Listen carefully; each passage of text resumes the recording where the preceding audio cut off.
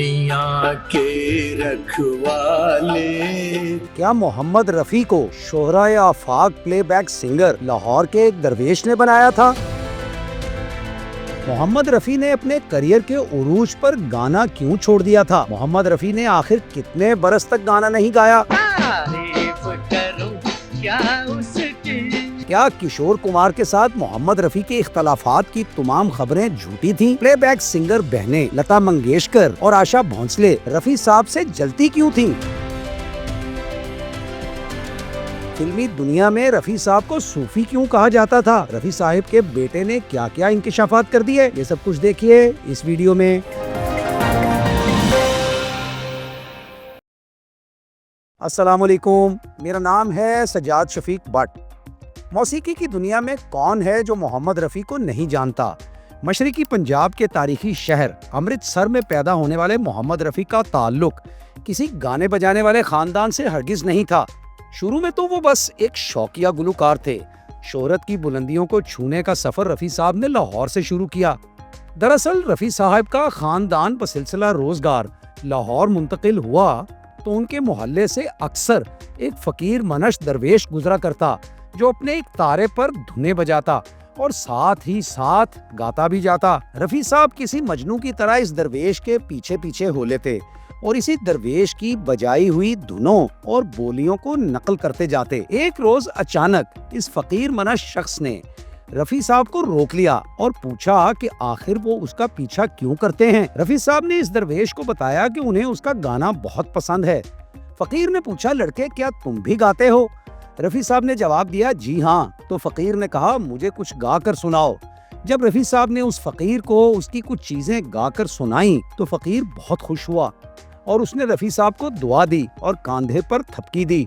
जाते हुए उस दरवेश ने रफी साहब को कहा कि मेहनत जारी रखना, तुम एक दिन बहुत बड़े गुलकार बनोगे। उसके बाद तो रफी साहब ने मुड़कर नहीं देखा और मुसलसल मेहनत के बलबूते पर शोहरत की सीढ़ियां चढ़ते ही चले गए। उस दरवेश की दुआओं के नतीजे में रफी साहब ने खुदा की जानिब से वो उरूज पाया जिसको आज तक जवाल नहीं आया। आज भी हम आप सब के सब रफी साहब के गानों को बड़े ज़ौक़ और शौक से सुना करते हैं और दुनिया भर में उनके नाम का डंका बजता है। ओ दुनिया के रखवाले। उनके अपने बेटे शाहिद रफी ने न सिर्फ अपने वालिद मोहम्मद रफी के फनी सफर के बारे में बहुत सी नई तफसीलात फराहम की हैं, बल्कि उन्होंने रफी साहब की जिंदगी के कई और खुफिया गोशों से भी पर्दा उठाया है।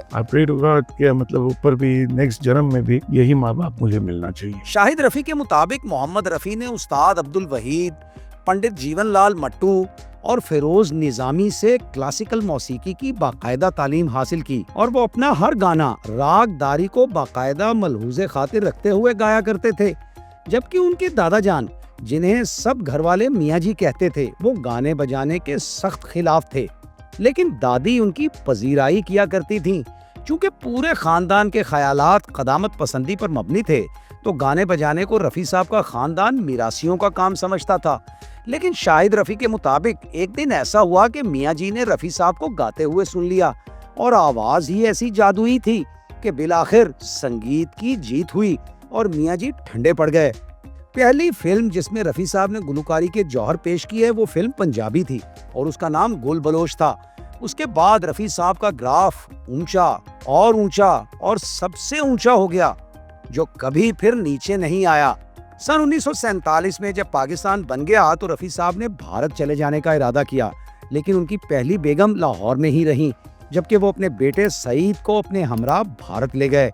साथी फनकारों के साथ रफ़ी साहब के रवैये के बारे में बात करते हुए शाहिद रफ़ी ने बताया कि रफ़ी साहब सोशलाइजेशन के कायल नहीं थे, बल्कि वो तो एक फैमिली पर्सन थे और उन्होंने अपने काम और अपने खानदान को दो जुदागाना हैसियतों से निभाया। बहरहाल वो नौशाद साहब के बहुत करीब थे। नौशाद, जॉनी वॉकर, यूसुफ खान अल मारूफ, दिलीप कुमार, शकील बदायूनी, सलीम खान और गफ्फार भाई फिल्म इंडस्ट्री के उन मादूदे चंद अफराद में शामिल थे जिन्हें घर पर आने की इजाजत थी। रफ़ी साहब शमी कपूर की बाकायदा फिल्मी आवाज बन चुके थे और उनके ज्यादातर गाने रफ़ी साहब ने ही गाए, लेकिन उन्हें भी घर पर आने की इजाजत नहीं थी। سلیم خان کی تو بھانجیوں کے ساتھ رفیع صاحب نے اپنے بیٹوں کی شادیاں کی۔ لتا منگیشکر کے ساتھ جھگڑے کی تاریخ بتاتے ہوئے شاہد رفیع نے واضح کیا کہ یہ جھگڑا رائلٹی کی ادائیگی کے معاملے پر ہوا تھا، اور جب تھوڑی بات بڑھ گئی تو رفیع صاحب نے لتا منگیشکر کو کہا کہ آئندہ وہ ان کے ساتھ گانا نہیں گائیں گے۔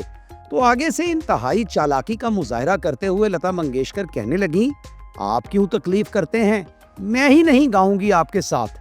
تو دراصل یہ محمد رفیع تھے جنہوں نے لتا منگیشکر کے ساتھ گانے سے انکار کیا، اور لتا منگیشکر محض بات بنا رہی تھیں۔ بعد میں جب جے کشن نے دونوں کے بیچ معاملہ رفع دفع کرایا تو بھی لتا منگیشکر نے محمد رفیع سے معافی مانگی تھی۔ There are very few people who were against that. لتا جی کو تو بول چکا ہوں۔ شاہد رفیع کے مطابق محمد رفیع خدا خوفی رکھنے والے انسان تھے، لیکن وہ اپنے اصولوں پر کبھی سمجھوتا نہیں کرتے تھے، جبکہ کشور کمار کے ساتھ ان کے کبھی کوئی اختلافات نہیں رہے۔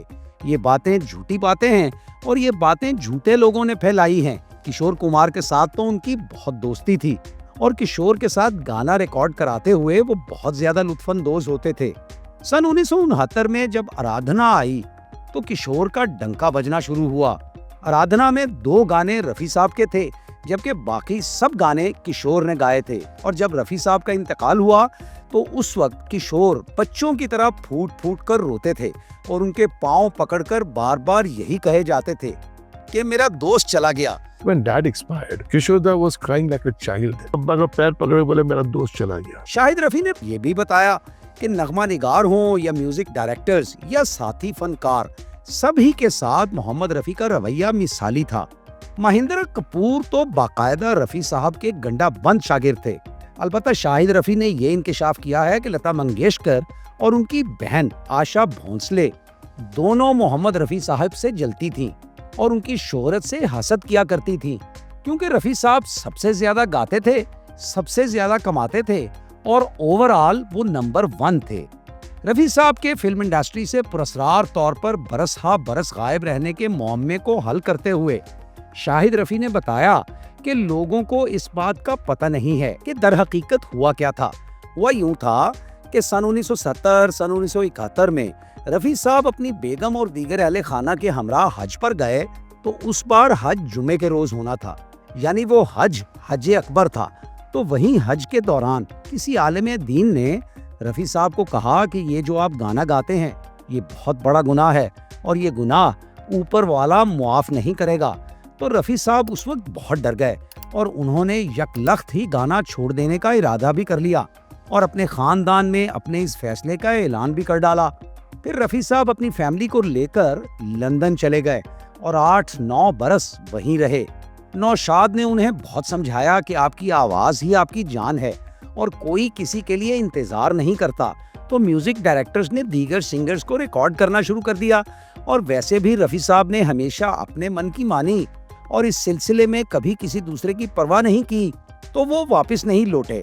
لیکن اللہ کی کرنی کچھ ایسی ہوئی کہ لندن میں ایک عالم دین رفیع صاحب کو ملا، اور اس نے آپ کو سمجھایا کہ آواز ہی تو آپ کا ذریعہ اظہار اور ذریعہ روزگار ہے، تو آپ گائیں گے نہیں تو آپ کا کچن کیسے چلے گا؟ آپ کو بس گانا ہی تو آتا ہے، نہ آپ کوئی نوکری کر سکتے ہیں، نہ ہی کوئی چھوٹا موٹا کام، تو گانا نہیں گائیں گے تو روزگار کیسے چلے گا؟ تو رفیع صاحب کی سمجھ میں کچھ بات آئی، اور یوں انہوں نے گائکی کی دنیا میں دوبارہ قدم رکھنے کا فیصلہ کر لیا۔ تو کہیں آس پاس ہے دوست رفیع صاحب کا آخری گانا تھا، اور اس کے 2 دن بعد ان کا انتقال ہو گیا۔ تو کہیں آس پاس ہے دوست، اور اس طرح مجھ کو میرے بعد زمانہ ڈھونڈے گا جیسا یادگار گانا گانے والا گلوکار اس دنیا سے رخصت ہو گیا۔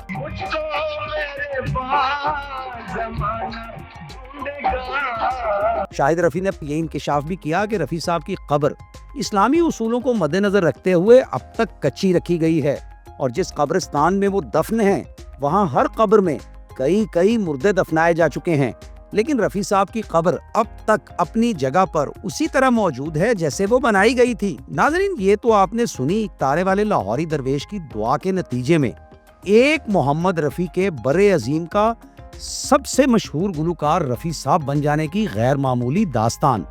سرگم، امر اکبر اینتھنی، ہم کسی سے کم نہیں اور لیلا مجنوں سمیت सैकड़ों फिल्म्स के यादगार तरीन गाने रफ़ी साहब की आवाज़ में ही रिकॉर्ड हुए और आज तक दुनिया भर में बहुत ज़ौक़ और शौक़ के साथ सुने जाते हैं।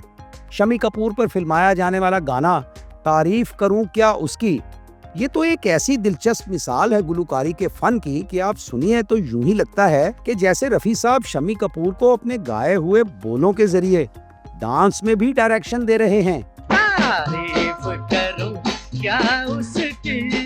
ये भी कहा जाए तो अजब ना होगा कि रफ़ी साहब का हर गाना ही सुपरहिट गाना था।